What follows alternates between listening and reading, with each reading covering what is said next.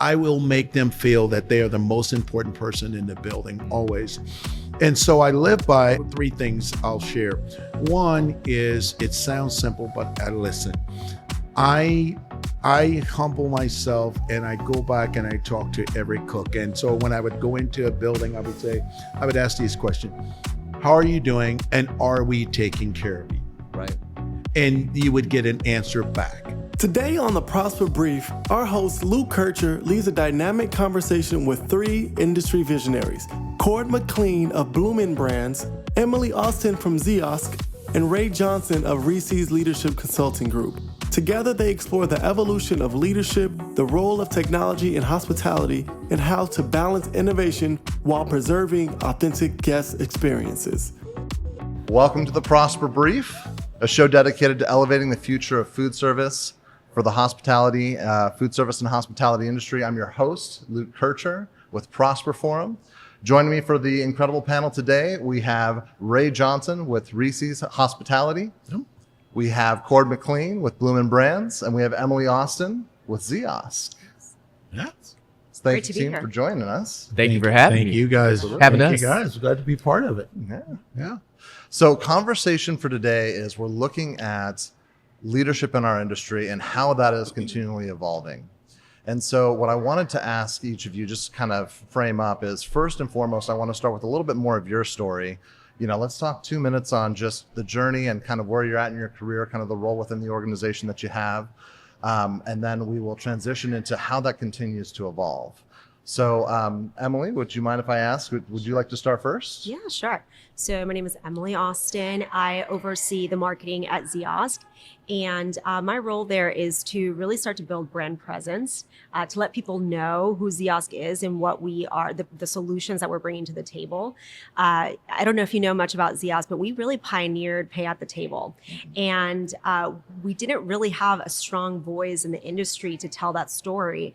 And it's not that it's a story about us, but it's about how we're empowering the restaurant industry and the hospitality industry to provide better hospitality to their guests. And so that's really why I'm there, is just to be able to amplify our purpose and be able to get the solution into the right hands, into the brands that are really leaning into digital solutions, and helping them do more, especially with the labor crisis today, helping them do more with less. I love it. Awesome. Yeah. Cord, how about yourself, sir? Yeah. Cord McLean, Director of Inclusive Leadership from Bloomin Brands. So if you're not familiar with Bloomin Brands, we are actually home to Outback Steakhouse, Carrabba's Italian Grill, Bonefish Grill, Fleming's Prime Steakhouse and Wine Bar. Some iconic brands within the portfolio. Really excited to be here with you all today. This program, Prosper, and all things connected to this organization are what I love and what I do. So I oversee diversity, equity, inclusion, leadership development, employee experience, culture, some of the fun people stuff, right? But really helping people think about kind of who they are and how they get to the next level within our organization. And so that is my journey. This is work that I have been doing for quite a while, very kind of new to the industry. Wouldn't say very new. It's been over 5 years at this point. But prior to coming to Bloomin Brands, I was in higher education. So was doing this work, social change, leadership development, diversity, equity, inclusion at a number of colleges and universities, University of Georgia, Texas A&M University, University of South Florida. But very excited to be here with you all and with all of these great industry leaders talking about leadership in our great industry. Thank you. Yeah. And you, sir? Well, I tell you what, I'm impressed with you guys already, because I love every time I go in a restaurant, I see that little on the table. I spent more $1.99s on the games and getting started on that. It's just an automatic add-on. So my kids would never ask me, could they? They would just go ahead and hit the $1.99 button. One of my best friends was one of the early Outback Steakhouse guys in Louisville. In Southern Illinois, in Missouri. Always been an Outback fan. I love it. I love Outback style steak or prime rib, right? Yeah. So I love it. But just to read this digest version of myself, I've been in the restaurant business for 35 plus years, mainly in operation, but I've been at every level. And I always said to myself, I will always do all the things at every level I loved. I would keep doing those. And the things I hated, I would never do those to my people. And that's been my motto coming up through operation, is really driving performance through operations and people first. And so it was always very important for me to really understand that people have skill. It's about engaging and inspiring people to do the job. And all I do is support. So I've been I've been with TGI Fridays. I was with Darden when they were called General Mills at the time, and when I was with TGI Fridays, I was director of operations. Left TGI Fridays and went to start my own petroleum company called St. Louis Petroleum and Marketing. And that was somewhere where I knew nothing about gasoline except for the price on the sign on the door. But it was the best leadership lesson I had learned in my life, because I didn't know the product, but I was CEO of a company, and I had 200 people who worked for me who knew way more about petroleum than I did. And I had to learn to really humble myself and be the servant leader to learn without giving up power and lead the company. So that taught me a tremendous lesson. And from there, I went to work for Cracker Barrel, and everything from a district manager to a regional vice president and a divisional vice president.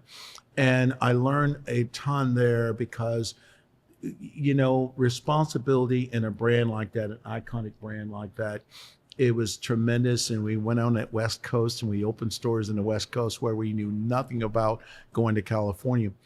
But when I left Cracker Barrel, I knew there was a lot of people, whether you owned franchise stores or you're just being a single entrepreneur, that really needed help in this space. And my comment to them always is that I can't do it. It's a conflict of interest. But I always kept my eye out that there's a lot of people who are taking their entire savings and putting it into the business, and they need help. They need onboarding help. They need understanding. So I said, how can I leverage my 35 plus years? And it's really a passion of mine, because what I love is operation. It's all about operations driving people, sales, and profit. And when you understand that and you put everything towards that, just have to have a level of mastery. So I am excited about being here with this great panel. I'm looking to learn some stuff from what you do and leverage that.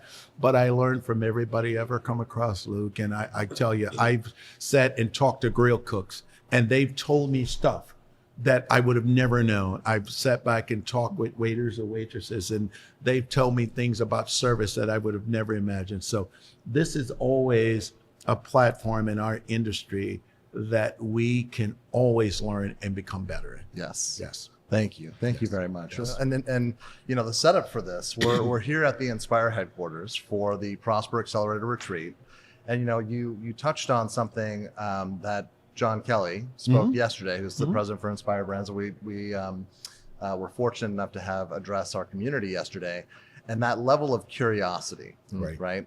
So I'm going to start with that as kind of the framework. And what I'm curious is, what is the leadership style, and how have things evolved in leadership over the last several years, particularly, I don't mean to use COVID as the mile marker, right? But how has leadership evolved in the last several years? And Cord, I'd love to start with you on that. Yeah. What have you seen in the changes here? Yeah, I think, COVID, to your point, we don't want to go back there, right? But I think it was a disruptor, right? It really gave people the opportunity to think about themselves, their lives, right, in a very different way, as we were just trying to be whole, right, in very different ways. And so as I think about leadership and how that has evolved, back then, even 10 years ago, we were in the more post-industrial models of leadership, right? We were thinking about relational leadership, knowing and being and doing. But I think there's been a transition of the more human-centric leadership. How do you put the person, the whole person, at the center, right, of the work experience, of the life experience, right? We talk about work-life balance. To me, it's all life, right? And so how do you put the person at the middle of it? And that's what leadership, to me, has evolved to be. There's this famous Maya Angelou quote, right? You've probably heard it, you hear it a lot, but the essence is, people will forget what you said and did, but not how you made them feel. Right. And to me, that's what leadership is about, right? It's what are the conditions that you're creating for others to be their best selves, to Right. contribute the most that they can and the best that they can to your organization to drive right the profitability and the results that we want to see. But at the heart of it, it's people living lives, and we create the conditions for them to do that in the best ways. I love that. Well, and it's definitely been a return in the focus to the investment in people understanding and accepting and embracing a lot of the unique characteristics and what makes them the individuals that they are. Absolutely. Yeah. Right. Yeah. We've seen that and heard that routinely with a lot of the leaders that are taking the stage and sharing within this community, but also just the expectation from our frontline employees and those that are working in this great industry. But I think it's even beyond our industry, right? Yeah. Is you're seeing that as a focus across, all industries, all business, all offices. Yeah. And so, Emily, I'll kind of turn the mic over to you on this. With the evolution and shift and change in the leadership format, do you see those same things? And then how are you adapting kind of to that environment as well? How has that changed your focus? Yeah, I would have to echo that. I think the focus on people is priority. I think it used to be that it was performance first. And it's really a balance of people and performance. Like we heard yesterday, without people, you don't have a business. That's right. And so it's developing that talent. It's identifying great talent and being able to lift them up. One thing I learned very quickly in my career was, and as cliche as it sounds, there is no I in team. I remember coming into my role and I was the director of marketing and I was directing myself. Okay. There was no team. I was just the director of one. And for a time, right, I could do a lot of things. They weren't great. Everything felt very DIY, homemade. And so very quickly, I knew that I needed to bring in the right expertise and bring the right people to the table to help develop the vision that I had for the organization. And so it would be very outdated of me to think that I was the only one with an answer. And so bringing people along for the journey, I think is the modern, but also the future way of leading, not just people, but the organization. Right. We all have to rise together. I feel a deep sense of responsibility for the people that are on my team and the people that are even in our organization. They depend on this work, and they're also living their life's purpose, right? They feel passionate about whether it's design or development or IT, whatever talents they're bringing. We want to nurture those talents because they're bringing their whole hearts right into the job, and it's our job to grow them and help them achieve even more than they started. Right. So that's really how I see leadership evolving. Again, it starts with the individual. Ultimately, yes, to deliver performance, but I think growing the individual first and really caring about those individual people is the most important thing. Well, and bridging those two comments, right? Understanding from a strategic initiative the impacts that when you understand the individual, the value that they can bring to the different circumstance, whether that's innovation, whether that's culture, whether that's numerous things across our great businesses. But if you don't invest in understanding who's even on your team, That's right. right?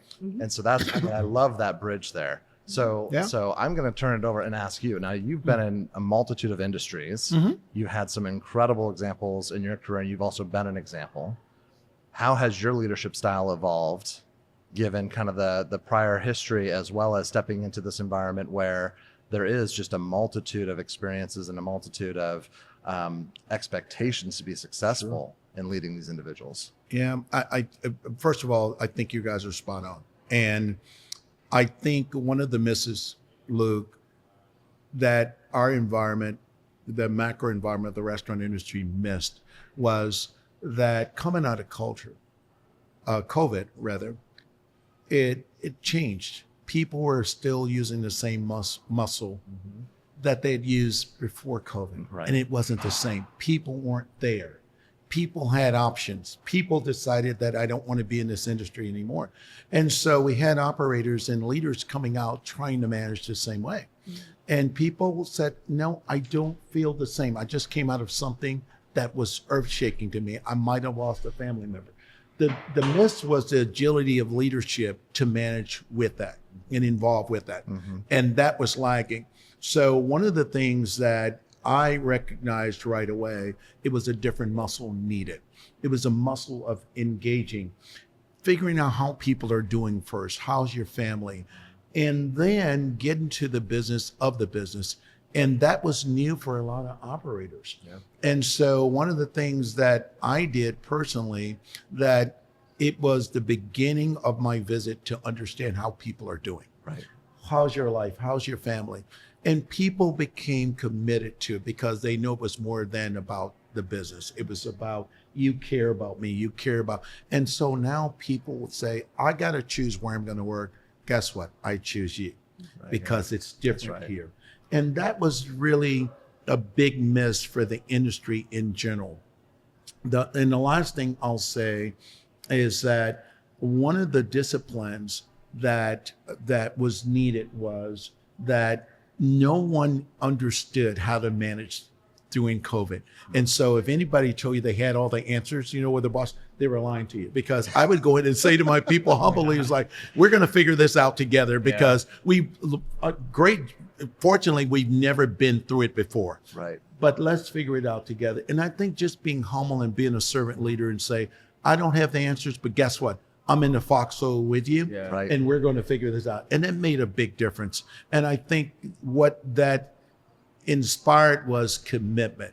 And I think before COVID, people didn't think about, I really need commitment at a higher level now to be able to drive my business. And I think that was one of the biggest challenges. Well, and Might I? I love that, retweet all of that. Might I add what I think you talk about old muscle. One of the old muscles as well was like, see a problem, fix a problem. And I think part of that human-centric leadership is you don't have to fix. Sometimes being in it, allowing the conversation, allowing the space. That's a different muscle in leadership that we hadn't seen, especially in operators, right? Operators want to fix the problem, right? You gotta solve. To the point, I would go in and say, and it was shock value, what are you doing to keep your employees? Right. And guess what they were doing? They were always repeat the question back. What am I doing to keep my employees? Because if you go in and say, what are you doing to grow sales? That was the standard answers. But it was about retention. It was about keeping people. It was about letting people know you're the most important people, asset in this building. And that was a weak muscle, to your point, that people didn't understand, to go, if I lose somebody, hire somebody. Well, guess what? They're not there. Right. So it's about retention. So absolutely. Yeah. Well, and to piggyback, I had someone the other day, they said, you know, a strategy that I've always implemented with my spouse is, are you asking me to listen to the problem, or are you asking me to help solve the problem, right? And so I really embrace that. But one of the things that you said that really sparked more kind of a tagline for me on this, and I'll hand it off to my friends over at Mount Air, wonderful partners with us at Prosper, but they have this persona within their organization of a culture of care, right? And so when we talk about this, and I'm going to pivot a little bit more to the mental health, the executive health of our industry and our organization. But the only way as leaders that we can help serve and support each other is if you're investing enough to understand even what's going on in their lives. It's not, you know, we have this expectation that, you know, every single person in your organization, which, I mean, some of these organizations, you have tens of thousands of people in your organizations. You can't know every single individual, right?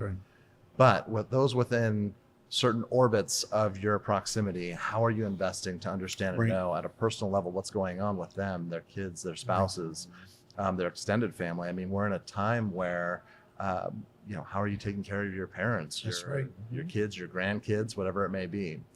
So from a strategic standpoint, and also from just, you know, bringing humanity back to business, what are some of the strategies that you're implementing within your team to help support from a mental health and wellness perspective within your organization? And Cord, I'll start with you. Yeah. So one, I think, is, you know, equipping managers and leaders specifically. We talk about the difference between managers and leaders. We manage projects, we lead people, right? And so we think about our leaders, equipping them with the tools to ask the right questions, right? To know it's about more than the business. It's about cultivating the relationship and being in it, right, with our people, ensuring that they have the space to share, knowing what the commute looks like, right? If they're remote in a different part of the country, what's going on there that might be impacting how they show up, right? Or where their head might be at a particular time, right? And so just giving people different tools, different resources, different types of questions that you might ask to get at the heart of what your people's experience is, I think is important. some more formal ways that we are engaging our team members. So if you think about employee resource groups, usually they're around, identities, different, underrepresented groups and experiences and backgrounds. One of our employee resource groups at Bloomin Brands is a group called Bloomin Balance, and it is committed to all things wellness, right? And so everything from our physical to our mental to financial wellness as well. And so it is the group that is the largest. Because it's a group that touches everyone. Everyone's experience is in some way tied to, one of those aspects, right, of wellness. Someone cares about one of those aspects of wellness. And so we've had a great opportunity to engage people differently through that employee resource group, whether it's, your runs and your walks and things to encourage some of that physical piece, but on the mental health side, having conversations around what's happening in our restaurants, the types of stressors that are impacting our people, and what are the tools and resources, whether that's EAP, suicide awareness and prevention, right? All of those heavy conversations that we have traditionally shied away from. We have to talk about them now because people are coming into our doors and bringing their whole and full selves, and some of that is messy, right? But we have to lean into that to get the best again out of our people. And so really proud of that group, of our employee resource group program, all of the identities, right, that we touch and that we engage through our employee resource group program. But Bloomin Balance specifically leans into those conversations around mental health and mental awareness, because again, those are the things that our people are bringing to our organization every single day, and shaping and informing the experience that they're having with each other. Well, and these unique experiences that each of us have, they've always existed. Absolutely. It's just now organizations and industries and businesses are taking a posture of, this is important, I need to invest. And we're not shying away from, hey, gosh, can we touch that? Can we get anywhere near that? No. In fact, that's right. We're using that as a place to make you feel safe and help support you through those situations. And whatever the need may be, right? I mean, each one of us has different faculties that we need. Absolutely. So we focus a lot on the programs and things and the implementation of those throughout the organization, but even amongst executives, what I find, and I've been fortunate to sit at a lot of boardroom tables and executive room tables, but amongst the leadership team, Emily, have you seen anything? I mean, we just heard Marie Rivera, CEO with Small Sliders, she made the comment from stage of, it's lonely at the top, right? As an executive in our industry, and as you continue with your leadership path, what is the mental health? How do we continue to support those that are in those leadership roles? It's a great question. So something that I've started to do myself is, and this is actually, it's kind of funny to admit, but I did hear it from TikTok. That's where, TikTok University is where you learn all the good things. But this was actually really impactful for my life. So what I started to do is every morning I start a prayer at my desk. And I promise myself and I pray that I don't idolize my position, my title, my work, my office space. I'm there to do my best work, to bring my best, abilities, my God-given talents to this organization and to the industry at large. And I'm going to do that with a really big heart. But at the end of the day, I'm going to be able to separate, my human ability from the work. I'm gonna really leave that to God. And I know that's probably really spiritual, but really important to me. And I encourage my team to do the same. And I think what that does is it automatically takes the pressure off of, I need to perform at my absolute human best, and I need to leave it all on the table. And it really isn't. It isn't that. It isn't that serious. It never was, right? And at the end of the day, I love what you said about it's not work or life. It's all life, right? And you're living your life at work, and the people that you're at work with, they are, that's probably some of the people that you're going to spend the most of your life with. That's right. And so, how do we make it a safe zone? So that everybody feels like they can bring their best talents, they can bring their best heart, and they can do things with integrity and with a lot of love. But at the end of the day, again, it's about the individual making sure that they're given opportunities to thrive, to feel like they're winning, they're being encouraged, and that they can feel proud of the work that they're leaving every day feeling very proud of themselves. And so that's my mentality and my philosophy around whether it's at the very top and executive level, all the way, across the organization. Right. Bring your best and then leave the rest behind. I I love, love that. Yeah. I love Bring that. your best I and love leave the that. rest. Yeah. Thank you for sharing. that being down. That's vulnerable with awesome. that, right? That's awesome. Yeah. Yeah. Now, Ray, on your side, you've been in a wonderful position where you've got a lot of individuals throughout your career that look up and mentor, and you've shared even some of the texts and the comments, and you are so good about just nudging people at the right times and right moments, right? Yeah. So for you, how do you model or encourage or mentor kind of that mental health element of it? I mean, you've been an executive for a number of years. How are you modeling that for others? Yeah, I first of all, I love what you guys are saying.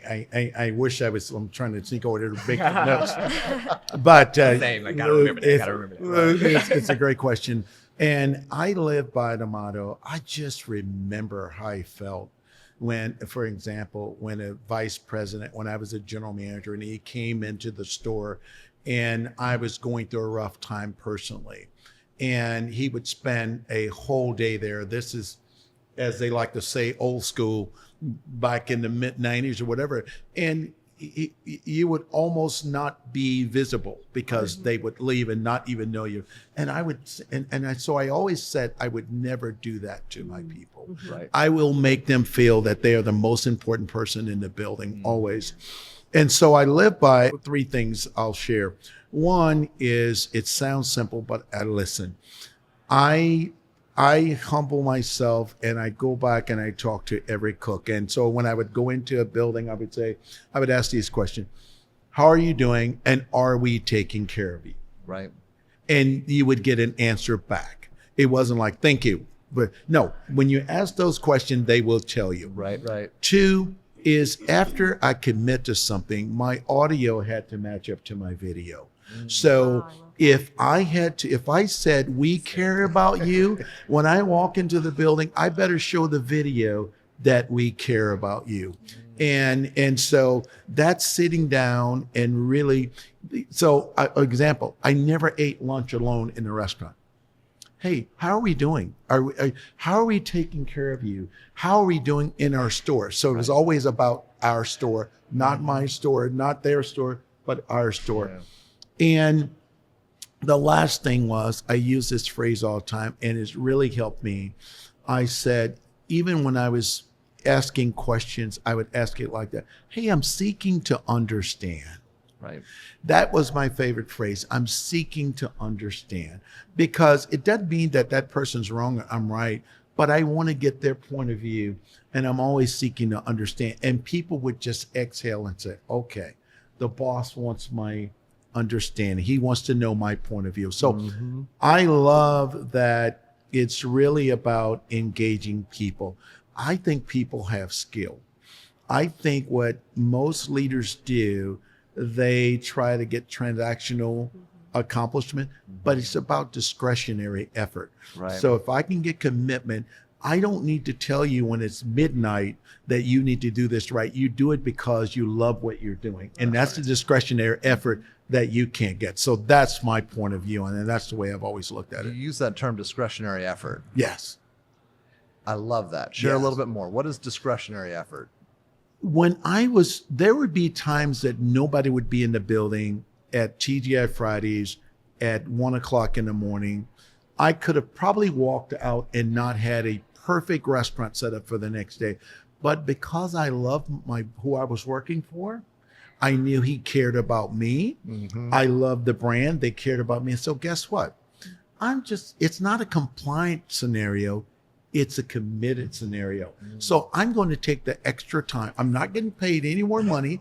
I will not lose my job if I don't do it. But guess what? I'm going to do it because I care about who I work for and the brand I support. Right. And those are the things that at Cracker Barrel, I tell you, Cracker Barrel's a hard brand. Yeah. And when I was there, because there's no other brand like it, 3 day parts. But one of the things that was very, very successful for me, my team would run through a wall for me. And I love my team, and my team knew I loved them and they loved me. And they would just do things that I would hear about the next day. Hey, boss, let me tell you what I got done for you. And I go, whoa, thank you. That's awesome. So that's what I mean by discretionary effort. Gotcha. Yeah. Committed, not compliant. Yeah, committed, Beautiful. not compliant. I love doing what I do because I work for Cord, I work for Luke, I work for Emily. I'm doing it because I know it's important to them. I know it's part of what's important to the brand. It's important to our guests. And so from my prism, I always looked at it that do what's important to the brand, be disciplined to it, what's important to the guests, be disciplined to it, and what's important to you as an employee. And my audio had to match up to the video, that if I said that, everything I did had to show that. Right. So, I love that. Yeah. Some Yeah. great nuggets. yeah. I'm going to pivot a little bit. Right. I know. Mike Has right been there. dropped. No, remember, I got my pad over here as you guys are talking. That's what I'm doing. So Wow. thank you guys. Thank you. It's like therapy. Yeah. Love it. Thank you.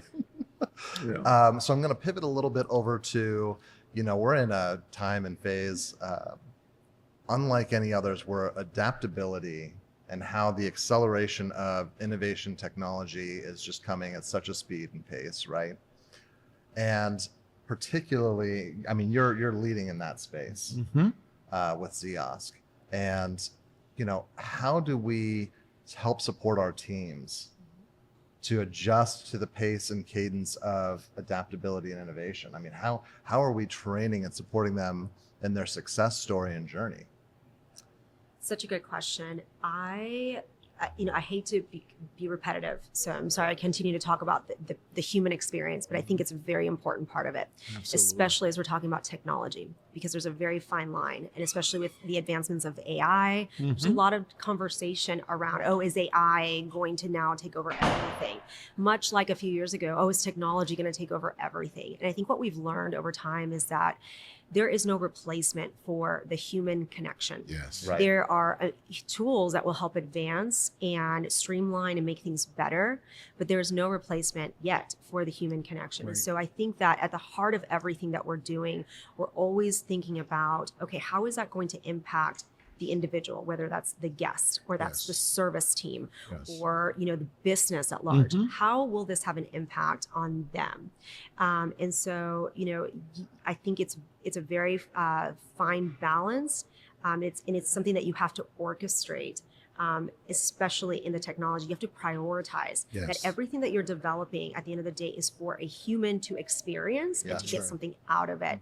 And so that's how we're approaching technology and the advancements and agility around that as well. We never want to be too fast to develop That's right. something and then it doesn't deliver on the purpose of, this was a tool that was really efficient for somebody, or it really delivered on a better experience. Right.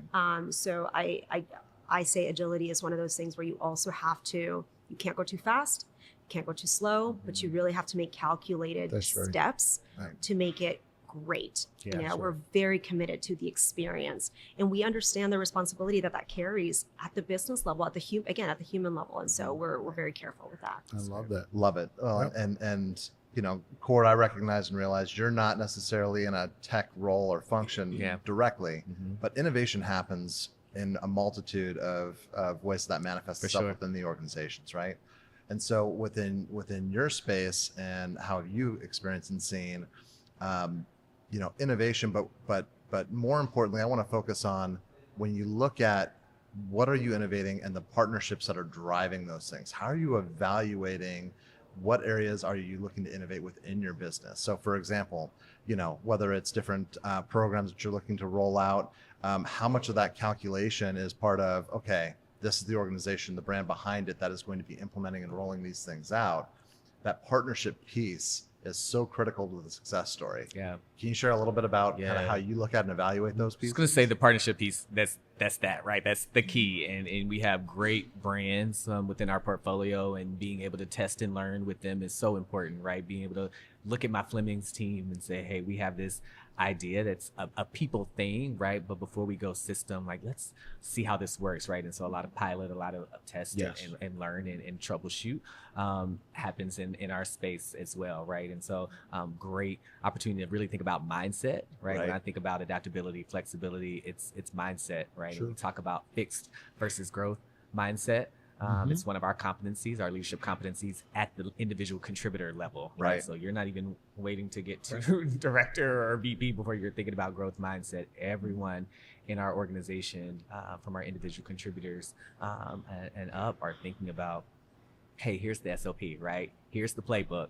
Here's the clear direction that we have, but you have to be able to be nimble, right? To be agile, right? And to flex to meet the moment, right? You never know what that guest is going to ask for, right? That's right. You never know what that piece of equipment is going to do, right? You never know what that engagement survey is going to say, right? And so all these different inputs really drive how we show up every day in all of our spaces, right? And so being in the leadership development, DEI, and employee experience, talent management spaces, there are still so many things that we have to be forward thinking, right? About how people are thinking about their lives and careers, right? Is the place that we have to innovate. It's not just do the job and do the job well and get to the next step, right? It's about, career journeys, career paths that might be lateral, right? There might be, more skill-based learning and development, right? And so really having conversations around how do we innovate and help people think about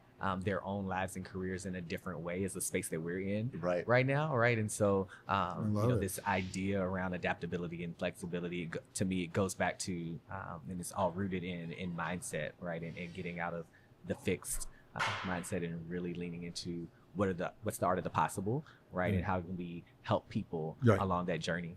100%. Oh, and it's interesting because there's that idea of it's a straight shot to the top. Yeah, it's never a straight shot to the top. Yeah, and in fact, you're the best leaders out there. Right. It is that focus on curiosity and experiencing so many different attributes within organizations, so that way you are competent in each of those spaces and regards, right? So I really appreciate that, and I mean it's incredible. The innovation that you've been able to implement with your team, but more so the adoption of that. Like that's the real struggle. Yes. It's not just identifying, That's hey, right. this is a great new product, this is a great new solution. It's getting the buy-in from the hundreds, if not thousands of other individuals that have to buy on and say, hey, you know what? I'll embrace that. Yeah. I'll try And that out. sustain, And right? sustain So it. we got it out there and it was great. It was a great launch. And then, a month, 2 months later, is it still living and breathing? Is it, actually having the impact that you want? Like that's the challenge. Right. And I think, and also just to add to innovation, I still keep thinking about yesterday's conversation around how, it's not about the next robot. Right. Yeah. It's like the next spatula. What are Yeah. we going to bring to the table that That's is right. innovative enough to impact the issues of today, the real Right. problems? Right. It doesn't have to be big. It doesn't have to be complex. It just has to work. Yeah. And so innovations can come in a lot of different sizes and shapes and sizes. And I think it's an I important think you guys conversation. nailed it. And by the way, I hit record as you guys are talking. So in my notes section, so I might I'm picking it up. Yes. So, but I think that balance is tremendously important because it's always about the guest experience. Yes. How do you make me feel? Yeah. It's not transactional. Mhm. And so one of the things I've been watching a lot is this off-premise scenario, because what restaurants have pivoted to, I'll put your bag on the stand, you go and get it, we have no interaction. Yeah. And that's important, but it's not an and or conversation, it's an and. So how do I give the guest experience hospitality to let you know you're the most important person to me, but at the same time, layer on technology so I could make it more efficient for you, better, faster, and all of that. And so what's happening is a lot of brands are in this and or. And I say to people, it's an and. It's an and. How do I make you feel special that I'm the obvious choice? You chose me, but I got it fast and efficient for you, and it's ready to go. And I think brands that get that right will win. But just put my bag up and you pretend you don't see me, Oh my or gosh, you yeah. decide to roll out a program that was built at the corporate office, and it's more of a push down as opposed to engaging and say, hey, our core values are still important, that our guests are the most important, our guest and employee experience are the two most important things. But how do we layer this in and get the balance of both? Right. And that's the question that has to be answered that I think people struggle with right now. Absolutely. Yeah. Yeah. Absolutely. Yeah. So I'm going to change the cadence and format a little bit here. We're going to go a little bit more rapid fire on things. Okay.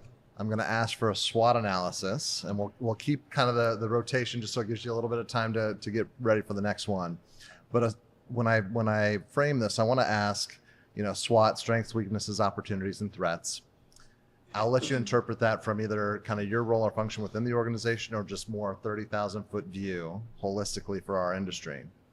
But I want to focus on things that are not 5 years, 10 years down the road. I'm not talking about robots taking over all of our kitchens and everything else, right? Right. But just over the next 12, 18, 24 months, what do you see as kind of the greatest strength? We'll start there within the industry. And I'll give you each of you, if you want to explain and kind of go a little bit deeper, 15, 30 seconds, perfect. But I want to keep the cadence moving fairly quickly. So Ray, I'll start with you. Strengths in the industry. I think our leadership and catching up and evolving, I'm impressed with that. I don't believe that we are way behind. I think we're catching up and we're running with the industry and what's important to our guests. Weaknesses, I think just having agility and growing talent in our industry, and what we've been talking about here and what Prosper does very well is development. We got to have people who we're pouring into and not leaving out. I think people love our industry, but they got to know they're important and there's a runway for you and there's development and you care about me. And I think that is a weakness that we got to make into a strength. Okay, hold on though. I want to give you time on each one of these. You're like rapid fire all four of them, right? I've thought about this. I just think about this way too much. Because I love our industry. Clearly, I mean, it is absolutely. But I want to give you time on each one of these as well. So, Cord, let's start with strength on your side. What do you see for strengths in the industry? Yeah, I love what Prosper talks about, the industry for all, right? We employ everyone, we feed everyone. And so to me, that's the strength, right? And the heart of this industry. Like everyone touches it in some way. And so there's such an opportunity to really capitalize and really optimize that through how we engage, right, with the world around us. So that's the biggest strength, is that, we feed all, we serve all, we employ all, we engage all. It is an everybody industry. Right. It can't be outsourced. No. Emily, yourself? Yeah, I have to agree with that. And I loved what was it? This industry is the first job for most people. And it certainly was for me as well. Right. And I feel like it introduced me to how to be a better host, right? I learned so much. I would say I learned more through the industry of hospitality than I even learned in college, because it gives you such a flavor for how do you relate to people, how do you serve a dish, what spoon do you start with? I mean, those are they're social skills, but those are things that you carry with you through your whole life, and so those were kind of pillars and cornerstones.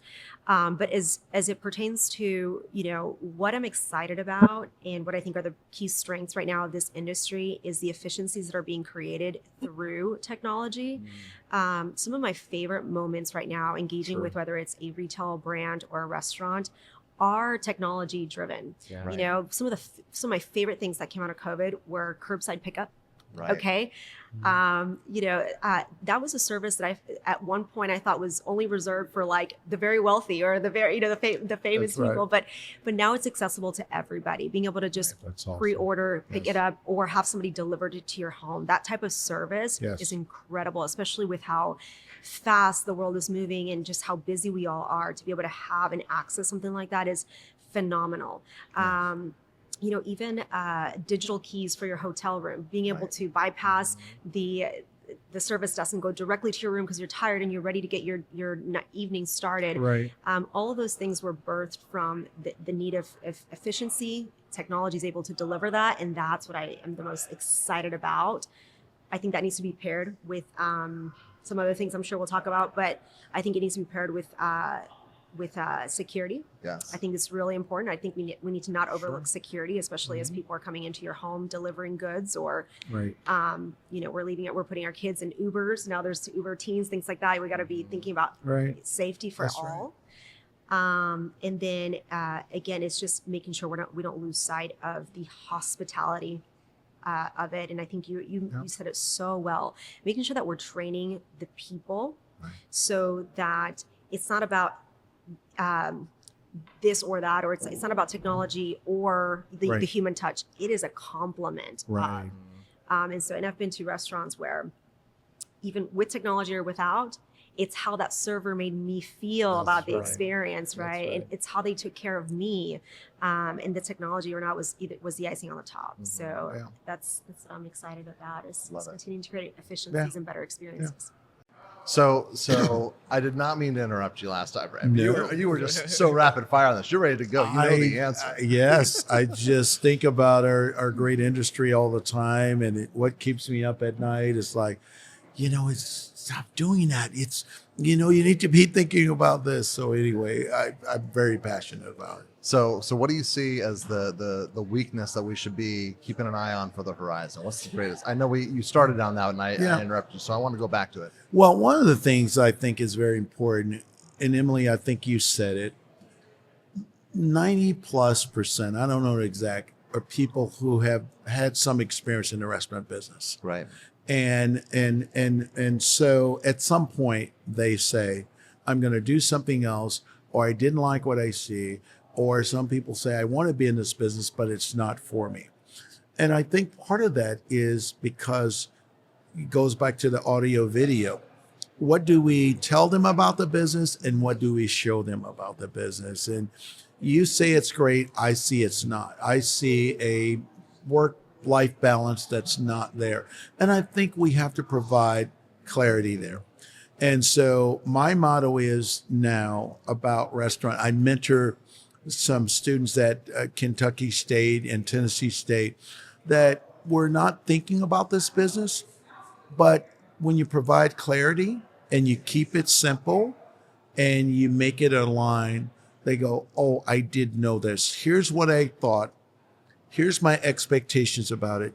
Here's my reality about it. And those have got to match up. And so I spend a lot of time talking to people about, here's what's great about our business. Here's what you can expect about our business. And here's the reality of our business. And when people get that, I think they make the right decision, not the comfortable decision. I got to do it because I need money, but they make the right decision. And it goes back to now I'm committed to it. That's right. Yeah.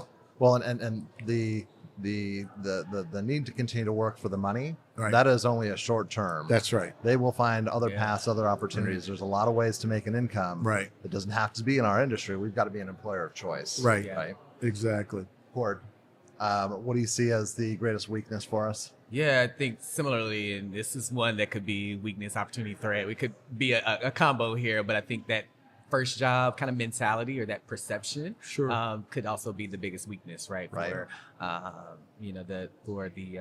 for the industry, right? It's this idea that it is the entry, it is the first job versus could be the forever job. It could be the career path. Right. It could be the way that you grow and elevate yourself and your family and provide, right?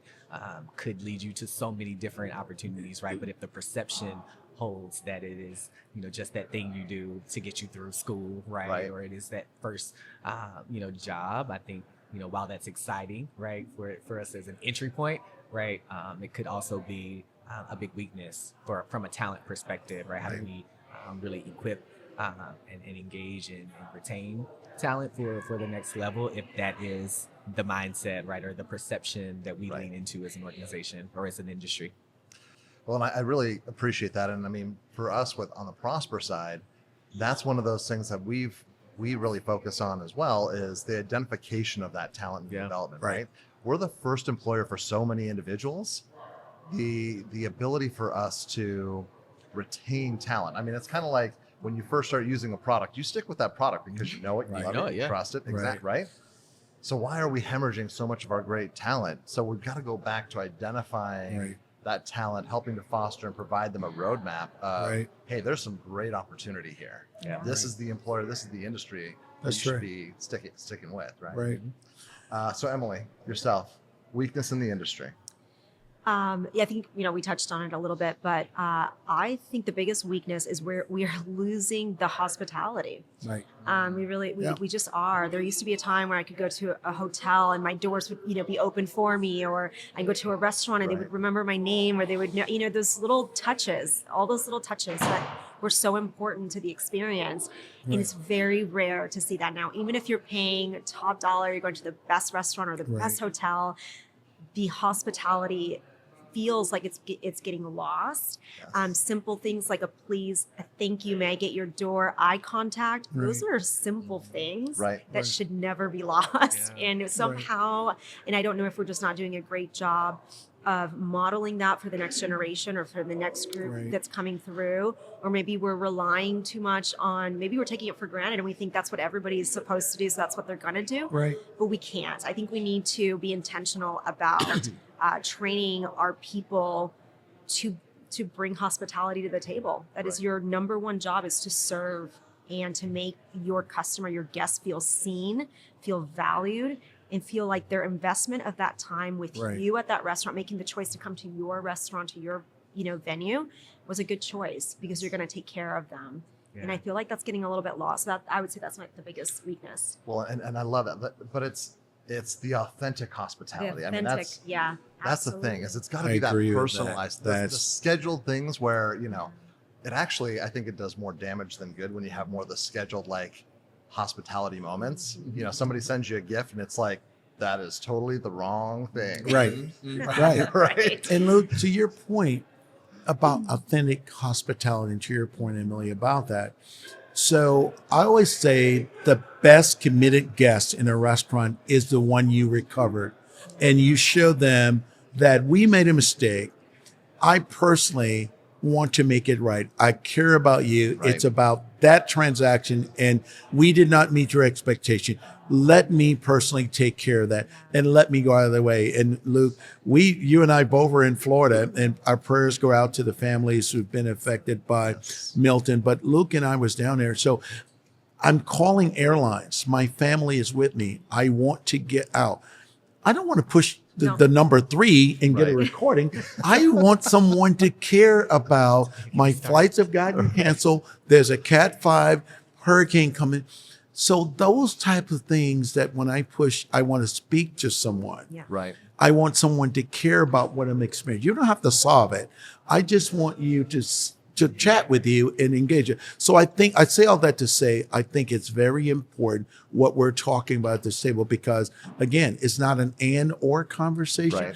I could layer on technology with hospitality to let you know you're urgently important to me. You're urgent. I love that you said that. Urgently important. I'm gonna do double. Yes. I'm gonna go above and beyond and give you this extra touch point because you are urgent. I love that. That's right. That's right. The technology, right? Not in to your point, the either or, right? It can accelerate, right? It can help. That's right. But exactly. It's not a replacement. It's not a replacement. But the acceleration and the urgency around that, so often I find, is empowering employees and allowing them to make decisions and supporting them in those decisions. So I love when I can pick up the phone and somebody answers and I can be heard. But I still want the resolution of it. That's right. And so often, our organizations, I find, are paralyzed by allowing the decision making at whatever level, at whatever front line, those employees, whatever it is. And sometimes, it's the simple little things, the authentic hospitality. Hey, it's your birthday. I want to do something for you. It's not, oh my gosh, there's we're one cookie short tonight that we didn't sell. Right? I love that. It's allowing for some of that over and above. It's so important. It's so important. And I think that as we go down this road and we become so technology driven, so I'll just share this. So I remember when we started the dining room technology system, to where in the old days you had to write down everybody's name and that was their table 3, and I'll put it'll be 30 minutes. So we went to the dining room host system, and I remember rolling it out, and I remember pulling my entire team together. And I said, if I start going in restaurants and everybody's focused on the technology as opposed to greeting the guests and thanking them for their food and their service and how was it, and we're focusing on, did we get the technology right to put in the right button? I go, we are not aligned. Right. And it was very, very important to use that technology at the same time, layer it on for efficiency, but not lose it, to your point, that it's the most important thing. Certainly. And it's, we see that a lot too Yeah. with our customers and our partners. I hate using the word customers, but our partners. Right. Because it's a lot of the deep conversations that we're having as we're developing things like a server tablet, Right. or we're developing some other technologies to help with the efficiency. One thing that we are very aligned on is we don't want to take the touch point of taking the ordering off the guests or off the server's Right. hands. Like that is Right. their touch point. Building that relationship is Right. incredibly important. Mhm. And so for us, what we want to preserve is the low touch moments where the Right. server doesn't have to be there. You don't Right. have to be waiting for a server to provide you anything. And that's usually at the end of the meal. Or Right. conversely, if at the beginning of the meal, when the server's still taking a couple other tables orders, how about we give you the urgency to go ahead and place that kid's order right at that kid's meal immediately Right. when you sit down. So it's a Absolutely. more comfortable experience Right. for you, or an appetizer. So that we know you're hungry. We Yes. want to feed you. We're ready for you, Right. but that Absolutely. server's not physically available. Yes. And so that's how we agree so much with that, Yes. Ray. And I think there's a fine balance. We don't want to Exactly. put the work on the guest. The guest is not there to do work. That's right. They're there to be served. And so what touch points can we come in, and we call it like bookend ordering? What touch points do we come in where we're really optimizing Right. that experience? And Emily, for I them? say to people all the time, let me dine the way I want to dine. Let me dine. Right. Yes, give me And the options. give me right? the option when I'm ready to go.